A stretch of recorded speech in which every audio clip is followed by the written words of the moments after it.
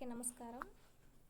నేను చెప్పాను కదా, వరి పండించడంలో కొన్ని స్టేజెస్ అనేటివి ఉంటాయి అని చెప్పేసి. కొన్ని స్టేజెస్ అనేటివి నేను మీకు ఆల్రెడీ పెట్టున్నాను వీడియోస్ రూపంలో, మీరు చూసే ఉన్నారు. సో ఇక్కడ వచ్చేసి మనము ముందులాగైతే వరి నాట్లంతా తీసుకొని నాటేది, పక్కన వరినంతా వేసి ఒక 2-3 మంత్స్ తర్వాత దాన్ని పీకేసి పెరికేసి తర్వాత కట్టలు కట్టి నాటేయడం అలా చేస్తారు కదా. యాక్చువల్గా మనం ఫస్ట్ నుంచి కూడా అలానే చేసేది.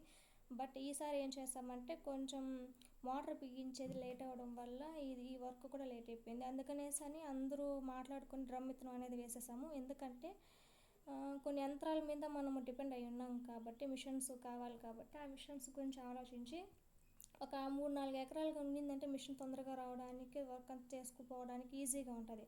అలా కాకుండా ఒక 4 గుంటలు 3 గుంటలు అలాగే చేసామంటే అది రావడానికి చాలా టైం పడుతుంది. చాలామంది తీసుకెళ్ళిపోతారు. లాస్ట్ టైం అయితే మేమే వరి అంతా కోసుకోవాల్సి వచ్చింది, చాలా కష్టం అయిపోయింది. అందుకని చెప్పేసి నాన్న ఈసారి ఇలా ప్లాన్ చేసి డ్రమ్ విత్తనం అనేది వేశారు. వేసేటప్పుడు ఏమైందంటే చాలామంది వేసేసారు, మనకు కొంచెం లేట్ అయింది కాబట్టి అక్కడ ఉన్న పిచ్చుకలన్నీ మొత్తం మొలకొచ్చిన ధాన్యాన్ని అంతా తినేసాయి. వేసిన రోజే వేయకుండా వాటర్ కొంచెం ఆపుతారు కదా, ఆపిన తర్వాత ఆ టైంలో ఇదంతా తినేసింది అనమాట. కొంచెం అక్కడ ఎంటీ అయిపోయింది, అంటే సరౌండ్స్ అంతా ఎంటీ అయిపోయింది. మిడిల్లో మాత్రమే బాగా వచ్చిందనమాట వరి.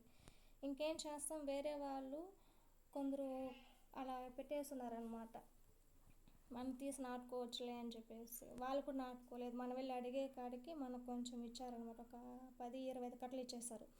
ఇవన్నీ నాటడానికి మనుషులు పిలిచాము, అట్లాగే కలుపు కూడా తీద్దామని చెప్పేసి ఎవరూ రాలేదు. ఇంకా టైం ఎక్కువైపోతుందని చెప్పేసి నేను అమ్మాయి నాటాము.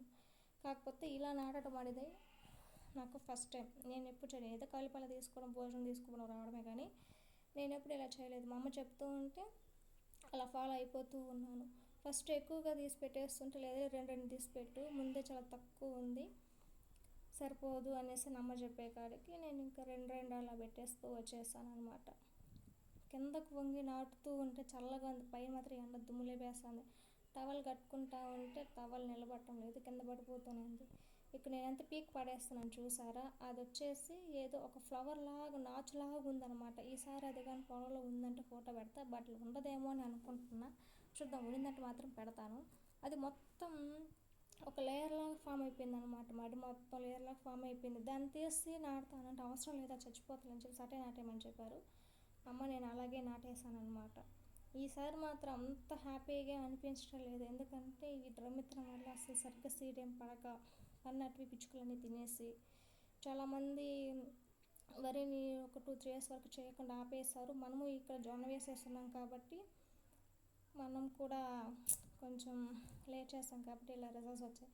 హ్యాపీగా నాటేసి ఇంటికి వచ్చేసి ఇలా చందమామ వెన్నెల మిద్ది మీద పడుకొని జాలీగా నిద్రపోయా.